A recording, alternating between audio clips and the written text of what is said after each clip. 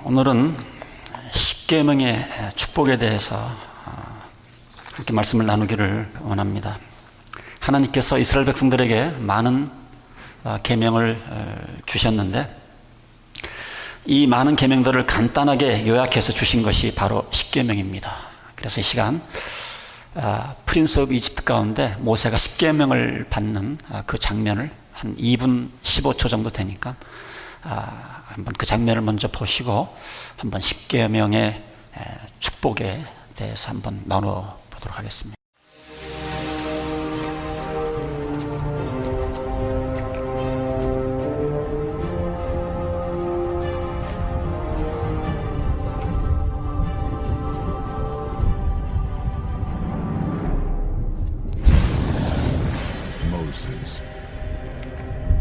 Moses, I give to you the way to live.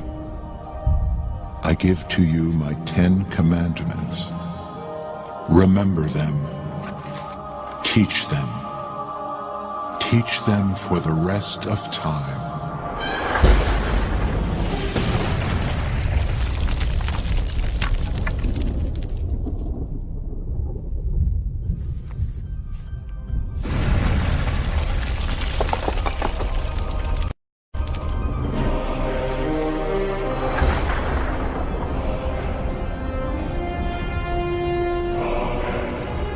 I am the Lord your God. You shall have no other gods before me. 너는 나 외에는 다른 신들을 내게 두지 말아라. You shall not worship false gods. 너를 위하여 세겜상을 만들지 my 말고 name in vain. 너는 내 하나님 여호와의 이름을 Shall 망령되게 keep the 부르시고 Sabbath day holy. 안식일을 기억하며 Honor 거룩하게 your 지키고 father and your mother. 내 부모를 권경하고 You shall not murder. 살인하지 마, You shall not commit adultery. 간음하지 마, You shall not steal. 도둑질하지 마, You shall not lie. 내 이웃에 대하여 거짓 증거하지 마, You shall never want what belongs to others. 내 이웃의 집을 탐내지 마.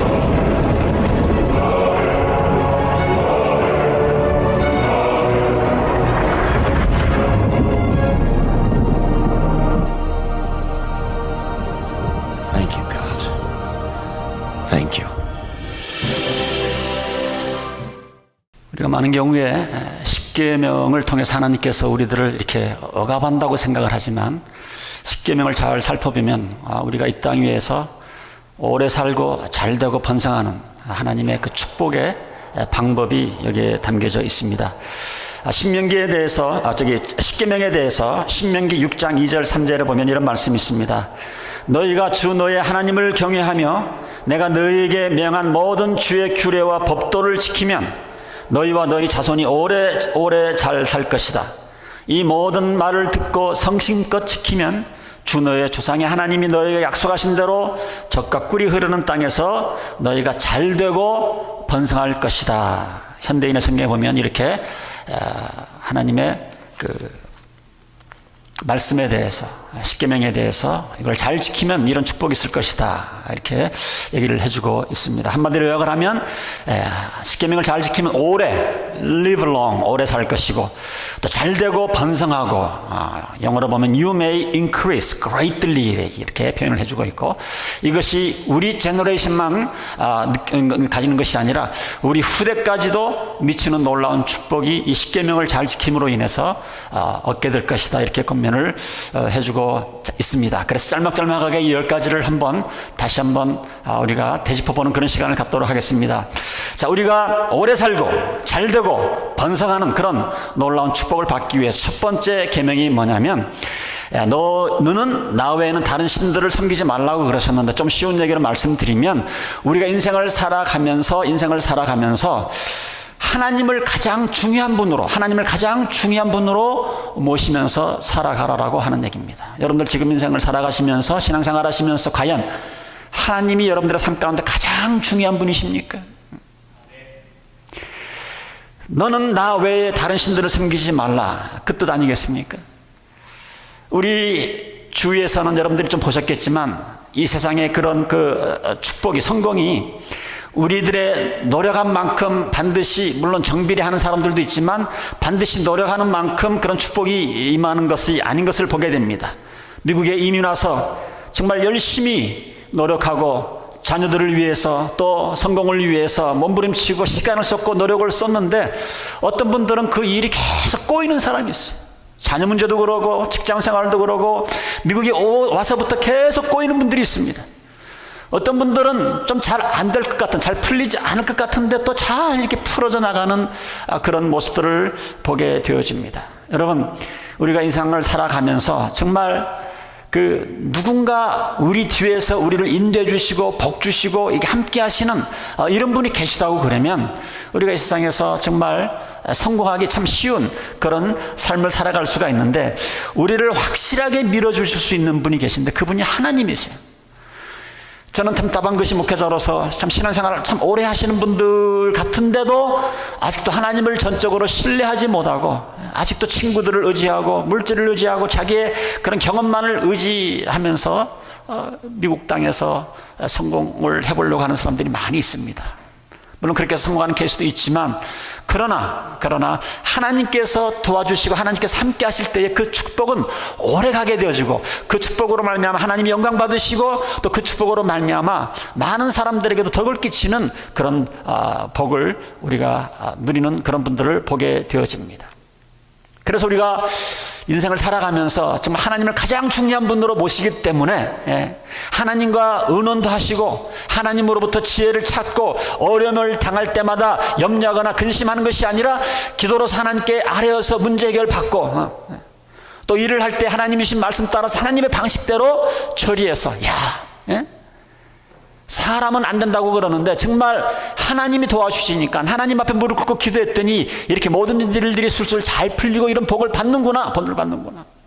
이런 것들이 우리도 경험을 해야 되고 하나님을 안 믿는 사람들에게도 보여줘야 하는 겁니다. 자, 그러기 위해서 중요한 것은 십계명의 첫 번째입니다. 여러분들의 삶에 가장 중요한 분이 누굽니까?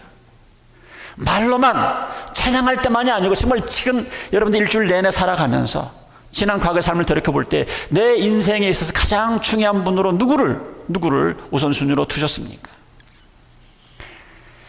예수님도 마태복음 6장 33절에 이런 말씀을 하십니다. 너희는 먼저 그의 나라와 의를 구하라. 그리하면 모든 것을 너희에게 더하여 주실 것이다. 다른 어떤 성경의 버전에 보면 덤으로 주실 것이다. 우리 한국말 좀 이렇게 표현으로 덤으로 주실 것이다 이렇게 표현을 했어요. 하나님의 나라와 그 의를 구하는 것이 우선순위를 두고 할 때에, 프라이어리티를 두고 할 때에 모든 우리 인생에 그 누려지게 될 모든 그런 축복, 이런 것들을 하나님께서 덤으로 주시겠다고 약속을 하신 것입니다. 그래서 우리가 인생을 살아가면서 정말 그 우선순위를 세우는 게 참 중요합니다. 정말 하나님이, 주님이 우리들 삶 가운데 가장 중요한 분으로 모시고 살면서 많은 축복을 받는 그런 분들 보면서 우리가 또 간증들도 많이 듣게 되어집니다. 자, 두 번째로 우리가 십계명의 축복을 누리기 위해서는 두 번째는 뭐냐면 하나님이 아닌 것, 하나님이 아닌 것을 의지하면 안 됩니다. 하나님이 아닌 것. 그래서 두 번째 계명이 뭡니까? 너희를 위하여 우상을 새기지 말라. 그 뜻 아니겠습니까? 너희를 위해서 우상을 새기지 말라. 그래서 여기서 우상이라고 하는 것이 뭐냐면 여러분들의 삶 가운데서 하나님보다 더 의지하는 것, 그 무엇인지 잘 모르겠어요. 하나님보다 어쨌든 내가 가장 더 하나님보다 더 의지하는 것이 있으면 그것은 여러분들이 우상입니다. 우상. 그러나 이 우상이라고 하는 것은 언제든지 우리에게 뭐 잡힐 듯 하지만, 우리에게 뭐 행복을 이렇게 약속을 하지만 절대로 그 우상은 우리들에게 축복과 이런 행복을 가져다 주지 못합니다. 특별히 우리들에게 우상이 되기 가장 쉬운 것이 뭐냐면 여러분들 돈입니다. 돈이에요. 예수님도 이런 돈의 그 위력을 아시고 마태복음 6장 24절에 이렇게 말씀하셨어요. 아무도 두 주인을 섬기지 못한다. 한쪽을 미워하고 다른 쪽을 사랑하거나 한쪽을 중히 여기고 다른 쪽을 업신 여길 것이다. 이렇게 말씀을 하시면서 너희는 재물하고 하나님을 동시에 섬길 수가 없다. 여러분, 하나님과 재물은요, 하나님과 돈은요, 서로 이 라이벌 관계입니다. 함께 공존할 수가 없어요. 재물이라고 하는 건 여러분 우습게 보시면 안 됩니다. 재물이라고 하는 것은 하나님만한 그런 힘이 있기 때문에 잘못하면 우리가 이 재물을 하나님으로 섬길 때가 있어요. 많은 분들이 이 둘을 똑같이 섬기려고 합니다. 그러나 예수님은 분명히 말씀하셨어요. 불가능하다. 재물도 섬기고 물질도 섬기고 돈도 섬기면서 하나님을 섬기는 것, 이것은 불가능하다라고 예수님이 말씀을 하셨어요. 그래서 우리가 재물을 쫓으면요, 하나님은 떠나가게 되어 있습니다. 그러나 하나님을 쫓으면 재물은 덤으로 따라오게 되어 있어요. 이게 하나님의 원리입니다. 그런데 우리는 이 재물을 하나님처럼 섬기기가 참 쉬워요. 예를 들어 드리면 우리가 무의식 속에 돈만 있으면 문제가 다 해결될 것처럼 살아가는 사람들이 많아요. 신앙생활을 한다는 사람들조차도 돈만 있으면 다 해결되지 않겠는가 이렇게 생각하는 사람들이 많이 있습니다. 그냥 돈이 있어가지고 자녀들만 잘 밀어주면 자녀들이 훌륭한 자녀들 될 것처럼 생각을 합니다. 아이들 원하는 거 다 해줘요. 돈만 있으면 아내가 원하는 거 다 사주면 아주 부부 생활이 따뜻해질 거라고 생각하는 사람이 있습니다. 내가 돈만 있어서 하고 싶은 거 다 할 수 있으면 내가 행복해질 거라고 생각을 하기도 하지만 그렇지 않아요. 내가 돈 많이 은행에 여금해 놓으면 나의 노후가 편할 것이다. 우리가 이렇게 생각을 하면서 정말 뼈 빠지게 일을 합니다. 특별히 미국에 이민 와가지고 믿을 거는 돈밖에 없다. 돈밖에 없다. 일주일 내내 일하는 사람들이 있어요.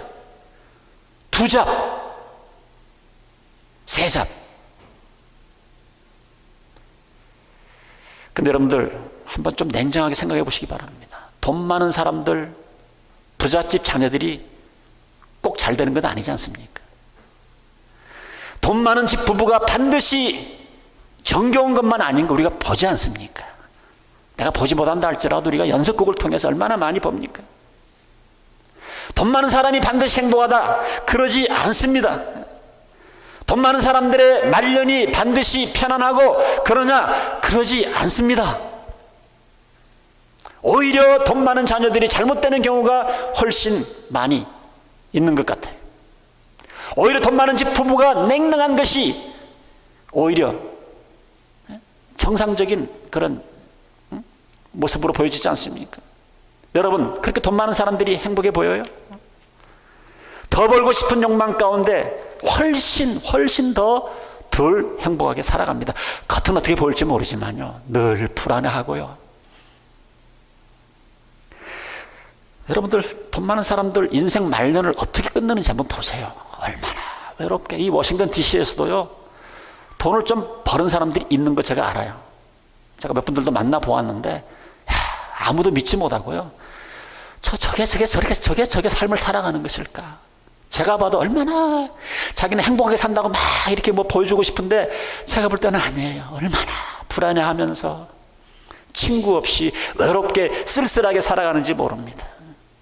여러분, 우상이라고 하는 것은 우리에게 행복을 약속은 하지만 실질적으로 행복을 주지 못해요. 근데 우리는 자꾸 돈만 있으면 행복할 거라고 생각을 해서 돈 벌기 위해서 혈안이 되어 있는, 그렇게 살아가는 사람들 얼마나 많이 봅니까? 오늘 하나님은 분명히 얘기를 해주십니다. 우상을 섬기지 말라라.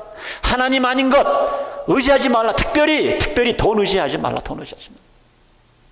우상은 반드시 결국은 우리를 실망시킬 수밖에 없어요. 여러분, 돈만이 우상이 아닙니다. 어떤 분들은 자기 자신이 우상이에요.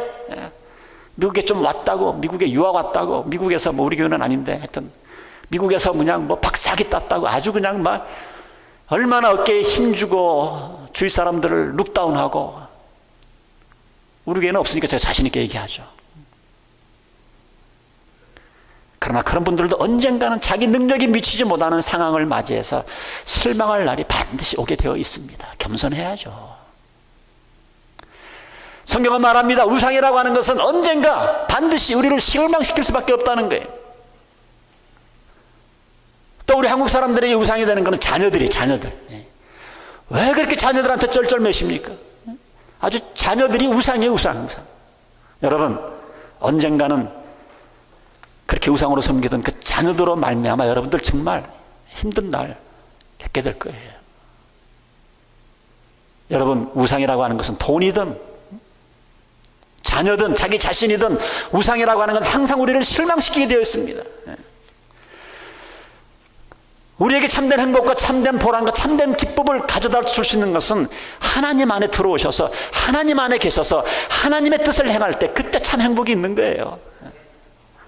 제가 볼 때는 우리 성도님들 참 너무 행복하게 보여요. 때로는 너무 힘들어서 지친 모습도 있지만, 그러나 이 속사람들은 늘 행복해하는 그런 모습을 제가 봅니다. 혹시 여러분들 하나님 말고 그 외에 다른 것을 뭐 의지하는 거 있으세요?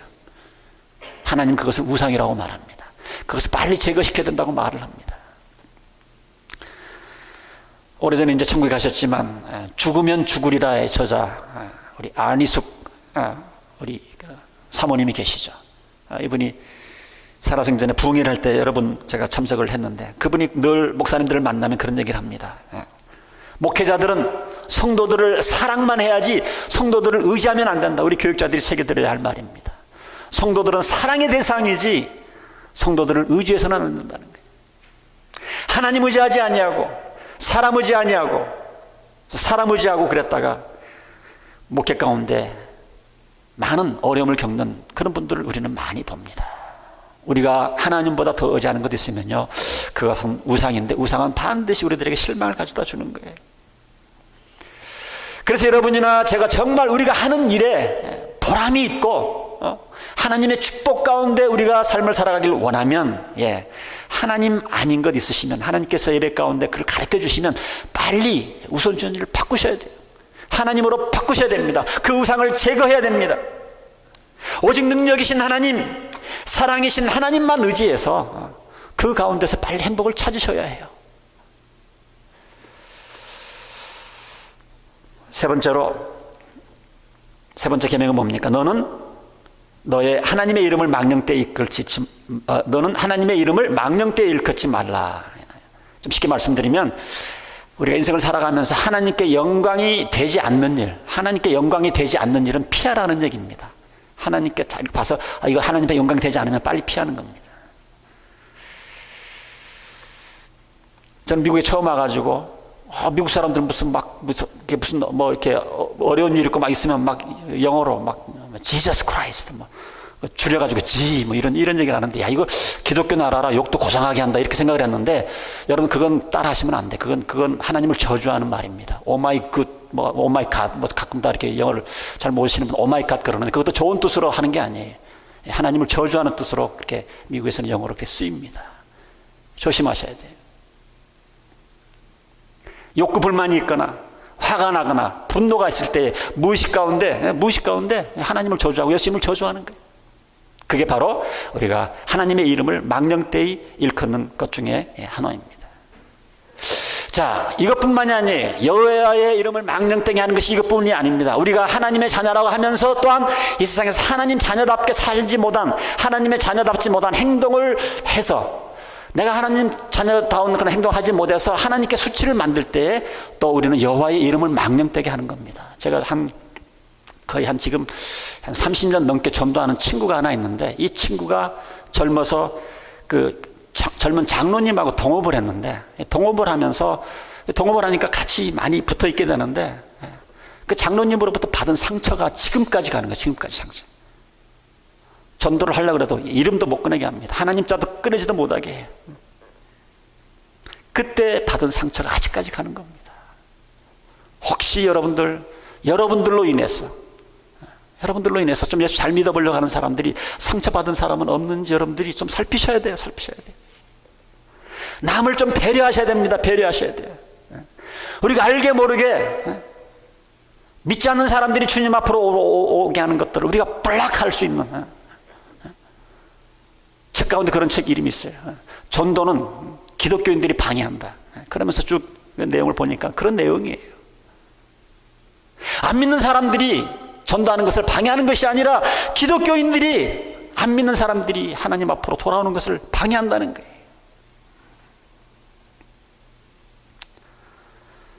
여러분, 이것이 바로 여호와의 이름을 망령되이 일컫는 겁니다. 우리가 주님의 이름으로 하나님의 자녀라고 하면서 천국의 백성이라고 하면서 세상 사람들이 하는 짓 그대로 다 하고, 세상 사람들이 하는 말 그대로 다 쓰고, 세상 사람들이 부리는 욕심 다 부리고, 전도길을 우리가 막는 거예요.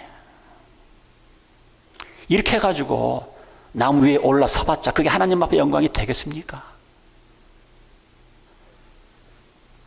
그러한 사람들을 하나님께서 어떻게 또한 축복을 하시겠습니까?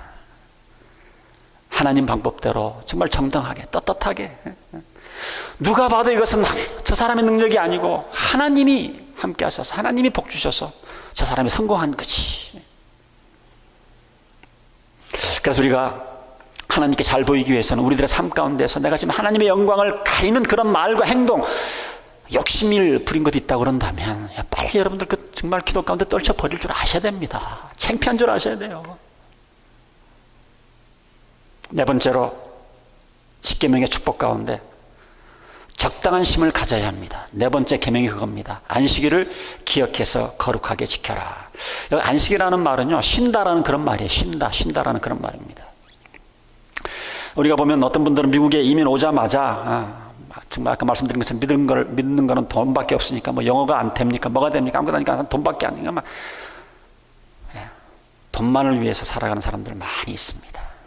근데 여러분, 사람의 몸이라는 게 기계 같은 거라고 비슷하지 않습니까? 저도 요즘 뭐 허리가 아프든 이제는 또 무릎도 아프고 뭐 아픈 데가 많은데, 여러분들 몸은 기계 같은 것입니다. 쉬지 않고 돌리면요 언젠가 망가지게 되어 있어요. 하나님의 자녀라고 예외가 아닙니다. 언젠가 고장나게 되어 있습니다. 길게 보시고 크게 보셔야죠. 잠깐 반짝 돈 벌려고 하는 것이 정말 내가 진짜 지속되는 그런 행복을 위해, 성공을 위해서 하기를 원한다면 여러분들 하나님 방법대로 일주일에 하루는 쉬셔야 돼요. 쉬셔야 돼요. 저 형님이 목회하는 테네시에서 있었던 일입니다. 미국에 이민 오자마자 정말 투잡을 뛰었어요. 세탁소에서 일하고 청소도 하시고 아이들 다 키우고 괜찮습니다. 70을 바라보는데 그 아내가, 여자 집사님이 갑자기 몸이 안 좋아서 병원에 갔더니 몸에 암으로 발견됩니다. 암. 근데 의사가 딱 6개월 산다고 그러더니 정말 6개월 딱 돼서 아내가 돌아가셨어요. 근데 그 아내가 돌아가기 전에 남편에게 통장을 6개를 꺼내드려요. 남편 몰래 또 자기가 열심히 일한 걸 따로 통장을 6개를 챙겼어요. 그러면서 남편에게 그 통장을 건네줍니다. 근데 그 남편이 또 1년 안에 또 돌아가셨어요. 사람이 이렇게 어리석다고요. 이렇게 어리석어요. 여러분, 우리의 삶 가운데 쉼이 있어야 돼요. 쉼이. 어떤 분들은 안식일 지키는 것을 짐으로 생각하고 부담으로 생각하는 것 같은데 아니에요. 하나님께서는 우리에게 생업을 주시되 그냥 일만 하지 말고 우리가 한 일의 결과를 또 일주일에 하루는 또 즐기라고, 레스트하라고, 쉬라고 우리들에게 그렇게 말씀하셨어요.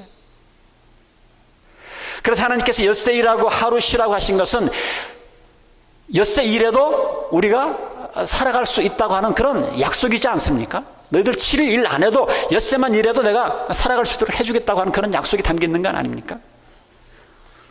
그럼 구약에 보면 주빌리라고, 희년이라고 하는 그런 제도가 있었습니다.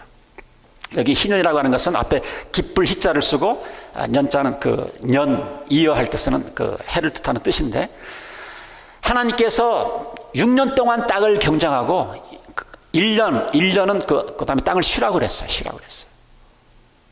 이것이 7번 반복이 되면 7, 7, 49, 49년째 되는 해는 땅을 쉴 뿐만이 아니라 땅을 매매했던 사람은 원주인에게 땅을 돌려주고, 그때까지 빚을 갚지 못해서 노예 생활을 하던 사람이 있으면 그때는 50년째 되는 다 풀어주라고 하는 그런 하나님의 명령이 있습니다. 그래서 이것이 기쁠희에 써서 그 희년입니다. 주빌리예요. 자, 그런데 이 희년을 지키려고 그러면 49년째 되는 날은 안식년이니까 쉬어야 되죠. 또 50년째 되는 날은 또 쉬어야 되죠. 그 해는 뭐예요? 2년, 거의 3년을 쉬어야 되는데, 그러면 어떻게 해요? 옛날 농경시대에서. 그러나 하나님께서 책임져 주시겠다는 거예요. 근데 성경에 보면 그 희년에는 하나님께서 그 3년 전에 그 농사한 것이 3년 동안 먹을 수 있도록, 2년 이상 먹을 수 있도록 하나님께서 풍성하게 이렇게 수확을 올리도록 하나님께서 하셨어요. 그래서 하나님께서 우리에게 하루 쉬라고 하신 것은 굶으면서 쉬라고 하는 것이 아니에요. 너희가 이 생업에서 얻은 이 열매를 이제는 좀 즐기라는 거예요. 너희 몸이 기계가 아니니까 일주일 하루는 쉬어야 네 수명대로 사니까 하루는 쉬라는 거예요. 쉬라는 거예요. 믿음을 가지고 6일만 일해도 내가 너에게 먹을 것 입을 것 주겠다. 또 이 희년의 경우에는 너희들이 마지막 그 2년을 즐기고 하나님의 법대로 살면은 마지막 한 3년 먹을 것을 추수하기 위해서 내가 그 해는 특별히 더 축복하겠다 이렇게 약속을 하셨거든요. 그래서 여러분들 성수주의라는 건 여러분들 부담으로 생각을 하시면 안 됩니다. 주일이 올 때에 부담으로 생각하시면 안 돼요. 아, 이 주일은 하나님께서 우리에게 주신 축복 중에 하나구나. 축복 중에 하나구나. 그래서 우리 주위에는 정말 주일날 문을 닫아서는 안 될 것 같은데 주일날 문을 닫았는데도 비즈니스가 잘 되는 그런 케이스가 많이 있고 그런 간증들을 많이 듣습니다. 우리 미국 사람들 가운데는 정말 주일 철저히 지키면서도 결코 사업에 문제가 없이 사업을 하는 분들도 많이 있습니다. 여러분, 우리가 정말 이 땅 위에서 하나님이 원하시는 대로 오래 살고 잘 되고 번성하기를 원하면 우리들의 삶 가운데 이 쉼이 있으셔야 돼요. 쉼이. 제가 여러분들한테 뭐 안식달을 달라고 뭐 얘기하는 건 아닌데 목회를 한 7년 하고 나니까요. 왜 안식 뭐 년은 아니더라도 뭐 목회를 잘해서 안식년 달라고 하시. 근데 어쨌든 왜 그 이유 알겠어요. 이게 진이 빠지는 것 같아. 7년을 지나고 나니까 6년을 지나고 나니까. 여러분 정말 여러분들의 삶 가운데 하나님이 원하시는 그런 삶, 행복한 삶을 살아가시기를 원하면 여러분 쉼이 있어야 돼요. 쉼이. 일주일 동안 특별히 하루만은 주님 중심으로 하나님 중심으로 교회 사역도 하고 교회 필요한 일들도 하고 주님 중심으로 좀 구별되게 살아가는 그런 일들이 필요합니다. 그럴 때에 우리가 오래 살게 되고 번성하고 잘 되는 축복이 우리들에게 임한다는 겁니다. 자, 다섯 번째는 가정에 관한 얘기입니다. 여러분 5계명이 뭡니까? 내 부모를 공경하라. 좀 더 넓게 말하면 우리 그 가정을 중요시 여겨야 합니다. 여러분 우리가 아무리 돈을 많이 벌고 사회적인 지위가 높아지고 유명한 사람이 되었다 할지라도 그 가정이 행복하지 못하고 그 가정이 파탄에 버렸다고 그러면 그걸 우리가 행복이라고 말할 수가 없죠. 부부관계가 냉랭하고 서로 그냥 소탁 보듯이 하고 말이에요. 자녀들은 동네 아주 깡패가 돼가지고 돌아다니면서 아무리 돈 벌고 지위가 높고 그래도 그게 무슨 소용이 있어요? 그걸 성공이라고 말할 수가 있습니까? 그래서 여러분들 우리가 가정을 중요시 여겨야 됩니다. 가정을 중요시 여겨야 돼요. 여러분들의 사업이나 직장 생활이 절대 가정 생활보다 우선이 되면 안 됩니다. 하나님의 법칙을 어긋나는 거예요. 가정이 문제예요. 우리 주님께서는 내 부모를 공경하라 그러셨는데 이것은 그냥 자녀들에게 야 너희들 부모 말씀 잘 들어라 그러고 하는 그런 얘기가 아닙니다. 더 높은 의미가 있어요. 옛날 구약시대 때는 이 가정이 교육의 장소였습니다. 교육의 장소. 지금처럼 우리가 뭐 교회 주일학교가 따로 있고 성경 공부가 따로 있는 것이 아닙니다. 자녀들의 신앙교육의 책임을 가정에서 졌고 특별히 그 가정에서도 그 아버지가 신앙교육에 책임을 졌기 때문에 자녀들은 부모들에게 공경해야 된다. 그리고 경상기에 보면 자녀들이 부모들에게 공경하지 않으면 돌로 때려 죽여라 하는 이런 그 말씀도 있어요. 그만큼 하나님이 중요하게 여기셨다는 겁니다. 왜냐하면 부모님이라고 하는 것은 하나님의 대변인입니다. 여러분들 그걸 기억하셔야 돼요. 그래서 우리가 정말 이 땅 위에서 하나님의 축복 가운데 삶을 살아가기 위해서는 가족을 잘 돌보셔야 되고 특별히 여러분들의 자녀들을 하나님의 말씀으로 잘 양육시켜야 됩니다. 좋은 대학이 문제가 아니에요. 좋은 직장이 문제가 아닙니다. 더 중요한 건 신앙이에요. 신앙. 자녀들 좋은 대학 보냈는데 믿음 다 까먹고 집 떠나자마자 방탕한 생활하고 하나님과 멀어지는 이런 모습을 보면서 얼마나 답답할 때가 많은지 몰라요. 이게 잘 되는 일입니까? 애를 잘못 키워가지고 자기밖에 몰라. 하나님을 경외할 줄 모르는 건 당연하고. 여러분 그 무엇보다도 하나님을 잘 믿는 하나님을 경외하는 그런 자녀로 만드는 걸 우선순위로 삼으셔야 돼요. 그리고 부모님께 순종하고 또 이웃들에게도 순종할 수 있는, 또 이웃들과 또 잘 어울릴 수 있는 그런 사람으로 키워야 됩니다. 여러분, 우리가 인생의 그 축복, 행복은 어디에 있습니까? 가정을 어떻게 다스렸느냐, 가정을 어떻게 다스느냐 달렸어요. 특별히 가정을 중요하게 여기셔서 자녀들을 하나님의 뜻 가운데 잘 양육하셔서 참된 그런 행복이 무엇인가, 이것을 우리가 세상 사람들에게 보여주셔야 됩니다. 보여주셔야 돼요. 여섯 번째, 살인하지 말라고 그랬습니다. 좀 더 쉽게 말씀을 드리면, 우리가 같이 더불어 살기 때문에 늘 우리는 이웃의 그 안정에 신경을 쓰면서 살아가는 것이 하나님의 계명 가운데 하나입니다. 지난번에 우리 중국에서 선교하시는 안경준 목사님, 선교사님 와가지고 그런 얘기를 하더라고요. 중국에서는 못 만들어내는 게 없어요. 계란도 만들어내는데, 계란, 두부도 만들어내고, 고춧가루도 하여튼 톱밥하고 교묘하게 섞여가지고 만들어내고, 먹는 게 제일 좀 두렵다, 이제 그런 얘기를 하시는 겁니다. 이웃을 살인하는 것이죠. 이웃의 안정에 신경을 써야 되는데 자기만 돈 벌면 된다고 하는 그런 생각 가운데, 우리 한국에도 옛날에 뭐 그런 걸 많이 했지 않습니까? 이런 사람 결코 끝이 좋지 않습니다. 이런 사람 하나님께서 축복할 수가 없어요. 축복할 수가 없어요. 하나만 더 얘기를 하면, 그 안 선교사님에 의하면, 어느 또 이제 그 선교지가 바뀌어서 새로운 곳으로 갔는데, 낮에는 모르게 됐는데 이상하게 밤만 되면 이상한 냄새가 막 집안으로 스며들어와가지고, 이게 뭔가 뭐 가스가 터졌나, 그래서 밖에 나가고, 근데 뭐 불나는 것도 없고, 나중에 알아보니까 중국에서도 낮에 이렇게 뭐 연기를 내뿜고 뭐 매운가스 내뿜으면 이게 이제 걸리니까 밤에 그렇게 나쁜 신체 해로운 것들을 내뿜는다는 거예요. 그러려니 하고 있어야 된다는 거죠. 그러니까 중국에서 이렇게 마스크를 끼고 살아가는 이유가 거기에 있는 것 같습니다. 자기만 돈 벌려고, 자기 회사만 키우려고, 이웃의 생명, 이웃의 안전은 걱정하지 않는 것, 하나님의 축복을 받을 수가 없습니다. 우리는 이웃과 더불어 살아가게 되어 있습니다. 특별히 우리 자라나는 1.5세 2세들에게는 이 환경 굉장히 예민합니다. 그래서 우리가 그 스트로폴 그 컵도 안 마시고, 지금 우리가 좀 불편하지만 이 컵을 사용하는 이유가 거기에 있습니다. 앞장서야 됩니다, 우리 기독교인들이. 자, 7번째로 우리가 그 십계명의 축복 가운데 우리가 축복을 누리려면 7번째는 뭐냐면, 간음하지 말라라는 내용입니다. 좀 쉽게 말씀드리면, 우리가 인생을 살아가면서 성적인 순결을 지킬 줄 아셔야 됩니다. 성적인 순결. 아까도 말씀드렸지만, 가정이 깨진 다음에 세상에서 아무리 성공을 이루어도 그건 성공이라고 볼 수가 없습니다. 그런데 부부 중에 하나가 하나님 앞에서 한 서약을, 우리가 하나님 앞에 무슨 서약을 했습니까? 내가 이 남자와 이 여자와 그런 서약을 다 하지 않았습니까? 그런데 그렇게 서약을 해놓고, 하나님 앞에 서약을 해놓고, 사람들 앞에, 증인 앞에 서약을 해놓고 다른 여자와 다른 남자와 성관계를 가지면 하나님의 축복이 있겠습니까? 그것으로 인해서 상대 배우자가 그 겪는 그 고통은 이루 말할 수가 없습니다. 많은 경우에는 여자가 경제적인 여유가 없다든지 아니면 신앙적인 이유로 다시 받아들이기는 하지만 옛날처럼 그 관계가 다시 돌아올 수가 없는 것이죠.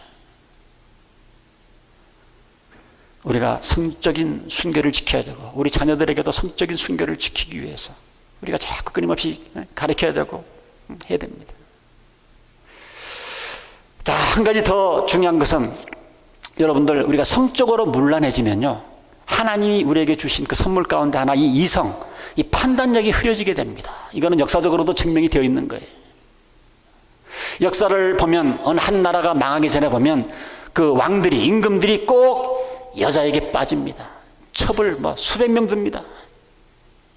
그리고는 나라가 망하는 것을 우리가 역사를 통해서 보지 않습니까? 여자에게 빠져서, 성적으로 문란해져서 백성들을 멀리하고 간신들을 가까이하고, 그 다음에 중요한 결정을 내려야 될 때에 엉뚱한 결정을 내려서 나라를 말아먹는 그러한 우리 왕들을 우리가 많이 보게 되어집니다. 여러분들, 성적인 수결을 지키지 않으면 우리의 판단력이 흐려지게 되어 있어요. 그뿐만 아니라 우리가 성적인 순결을 지키지 않으면 사탄이 그거를 이용을 해서 더 아주 악의 구렁으로 우리를 빠져가는 것들을 여러분들이 아시기 때문에 빨리 차단하셔야 됩니다. 빨리 회개하고 돌아오셔야 돼요. 성적 순결 지키지 않으면 그 다음에 따라오는 게 뭡니까? 술 따라옵니다. 술 따라오면 뭐가 돌아옵니까? 마약이 따라옵니다. 그 다음에 또 뭐 갑니까? 노름까지 갑니다. 노름돈 마련하려다 보니까 거짓말을 합니다. 아내가 돈 어디 썼냐고 따집니다. 싸움이 납니다. 손이 올라갑니다. 가정폭력이 나옵니다. 우리가 성적인 순결을 지키지 않으면 이게 그냥 줄줄이 사탕처럼 계속 악의 구렁텅으로 빠져가는 그런 모습을 보게 됩니다. 그 뿌리를 제거해야 된다고 하는 겁니다. 그래서 여러분들 성적인 죄는 영적인 죄다 이렇게 생각을 하시고 심각하게 생각을 하셔야 됩니다. 그래서 많은 경우에 잘 가정도 세워놓고 뭐 사업도 세워놓고 다 사회적인 위치도 올라가 놓고서는 마지막에 이 성적인 순결을 지키지 못해서 직장, 사업, 가정을 다 말아먹는 사람들을 우리가 주위에서 많이 보게 되어집니다. 여러분 하나님이 원하시는 그런 축복을 받아 누리기를 원하시면 성적인 순결을 지키셔야 돼요. 성적인 순결을 지키셔야 돼요. 한국에는 요즘 뭐 사람은 없고 순놈하고 안놈밖에 없다 그래요. 그러지 않기를 바라는데 그만큼 성적으로 타락되었다는 그런 얘기 아닙니까? 8번째, 우리가 십자가의 축복은 뭡니까? 부당한 이익을 탐하지 말라라고 얘기를 해주고 있습니다. 8번째 계명이 도적질하지 말라는 얘기입니다.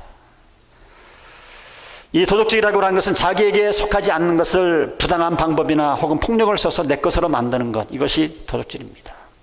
그래서 우리가 나라에게 마땅히 바쳐야 될 세금 바치지 않으면 우리가 나라 돈을 도둑질하는 거예요.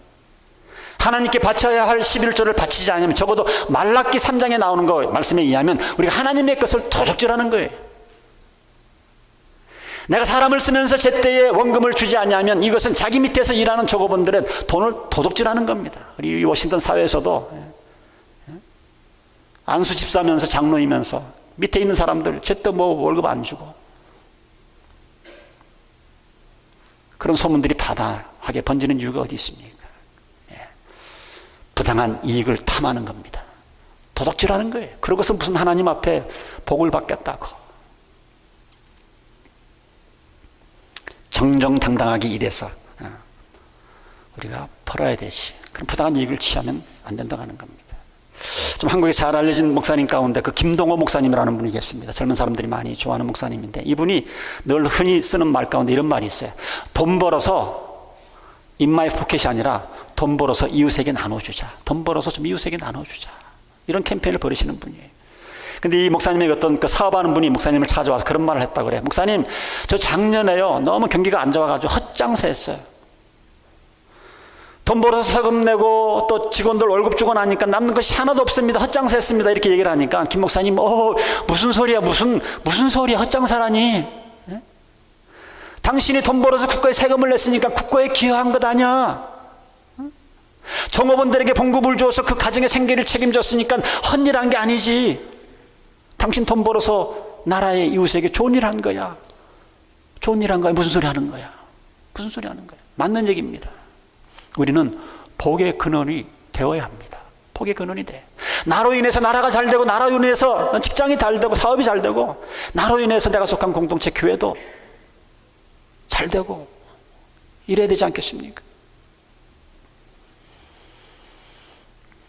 9번째, 거짓 증거하지 말아라. 이웃에 대해서 거짓 증거하지 말아라.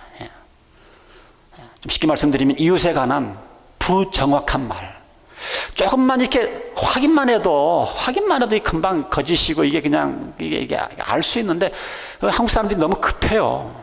확인도 안 해보고 그냥 같이 덩달아서 그냥 죽여 살려 이러거든요. 이웃에 관한 부정확한 말 피하셔야 됩니다. 듣는 것도 조심하셔야 되고 말을 전달하는 것도 조심하셔야 돼요. 여러분들이 말이 얼마나 무서운지 여러분들 잘 아시지 않습니까? 잘 아시지 않습니까? 우리가 사업을 하다 보면 직장생활, 사업 이런 데 보면 항상 경쟁 상대가 생기기 마련입니다. 그럴 때 그 경쟁하는 그 사업, 그 직장 이게 음성적으로 얼마나 이게 갉아내립니까? LA의 한 여행사는 자기와 경쟁하고 있는 그 여행사를 IRS에다 고발을 해버렸어요. 그래서 그 경쟁하는 그 여행사를 망하도록. 망하면 또 한쪽만 망하나요? 둘 다 망하지. 둘 다 망했어요, 둘 다. 이웃에 관한 부정확한 말은 여러분들이 피하셔야 합니다. 그러지 않고는 여러분 하나님의 축복 받을 수가 없어요. 받을 수가 없습니다. 아무리 나의 경쟁 상대라도 남의 그 잘한 것, 좋은 점 이런 것들은 칭찬해주고, 내가 남과 더불어 일을 했을 때 딴 사람이 기회해 준 것도 있으면 그것들 인정을 해주고 이럴 때에 하나님께서, 살아계신 하나님께서 그것을 보시고 여러분들을 축복해 주시지 않겠습니까? 우리 하나님은 살아계세요. 사람한테 잘 보려고 그러지 마시고 하나님한테 잘 보는 것이 중요합니다. 마지막으로 10번째, 가진 것으로 만족을 해야 됩니다. 10번째 보니까 내 이웃의 집을 탐내지 말아라. 계속 읽어보면 거기 보면은 내 이웃의 아내나 그의 남정이나 여정이나 소나 그런 이웃의 소유를 탐내지 말아라. 그래서 우리가 정말 하나님의 축복을 누리면서 살아가기를 원하면요, 비교의식에서 여러분들 벗어나야 됩니다. 비교하는 순간 여러분들 비참해진다는 얘기를 제가 여러 번 말씀드렸어요. 내내 행복하게 잘 살다가 괜히 옆 사람하고 옆 가정하고 옆 교회랑 비교하면서 자기 자신을 불안에 빠뜨리는 경우가 많이 있습니다. 비교하는 순간 비참해지게 되어 있습니다. 비교하지 마세요. 그래서 우리가 직장생활, 사업, 우리가 성공하기 위해서는 이 동기가 참 중요합니다. 동기. 말씀을 마치면서 우리가 정말 하나님의 축복 가운데 살아가기 위해서는 하나님께 영광 돌리는 삶이 참 중요합니다. 하나님께 영광 돌리는 삶. 아무리 돈을 많이 번다 할지라도 불법으로 마약을 팔아서 돈을 벌어서 하나님 앞에 헌금하고 이러면 그 하나님이 기뻐하시겠습니까? 하나님께 영광 돌리는 삶이고, 두 번째 행복은 뭐냐면, 행복은 나한테 달려 있습니다. 제가 늘 말씀드리지만 행복의 척도는 나에게 달려 있어요. 내가 아무리 쌓아놓은 것이 많고 사회에서 아무리 지위가 높다 그래도, 내가 아무리 유명해도 내가 내 스스로를 판단하면서 나는 불행한 사람이야 이래버리면 나는 불행한 사람이 되고 마는 겁니다. 우리가 이 세상에서 하나님의 축복 가운데 오래 살고 live long, 잘 되고 번성하기를 원하면 오늘 우리가 10가지 짤막하게 우리가 함께 살펴보았는데 이걸 잘 지키셔야 돼요. 그래서 하나님께서 이게 우리에게 주신 이 축복의 어떤 그런 가이드입니다. 그래서 십계명을 주셨습니다. 그래서 이것들을 하나씩 잘 기억하시고 실천하셔서 정말 사람들 눈에 보기에도 정말 성공하는 그런 모습, 또 하나님 눈에 보기에도 그런 성공한 모습으로 살아가셔서 하나님 앞에 영광 되시고 많은 사람들이 여러분들을 통해서 하나님을 볼 수 있는 그러한 삶을 살아가시기를 주님의 이름으로 축원드립니다.